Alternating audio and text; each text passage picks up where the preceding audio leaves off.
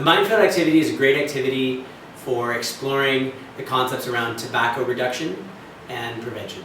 So what you're going to need for this activity are some way to demarc boundaries. I use ropes, so long ropes in a funnel formation. You could also use tape on the floor if that's what you had, and then something to be mined.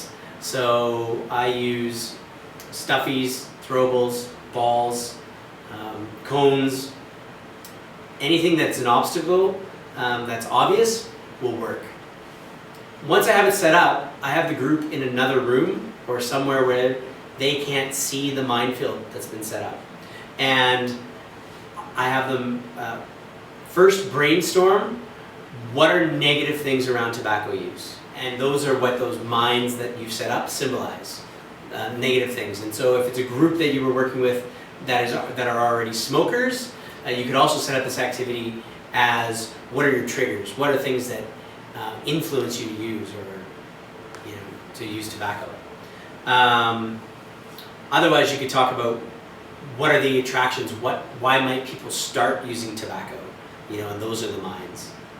Have people get into partners, and then you blindfold one of the partners. So safety issues around having blindfolded people are ensuring that you talk to their partner and let them know that the safety of the blindfolded person is their responsibility. And then once everybody's blindfolded and are partnered and ready to go, you bring them into the room where the minefield is. Have the blindfolded partners be lined up at the mouth, at the large end of that V, and instruct that their sighted partners can only guide them verbally through the minefield.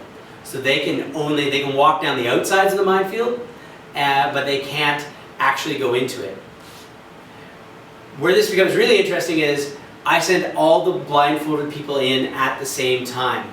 So as their partners are trying to guide them, there's all of that interference, verbal interference from everybody else trying to do the same task at the same time.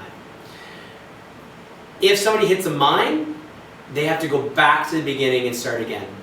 A great piece to add into this is have them actually brainstorm strategies that would counteract those mines that they're looking for. So if it's around advertising or peer pressure or those things, have them think of things that they could do that would help them not succumb to those negative forces.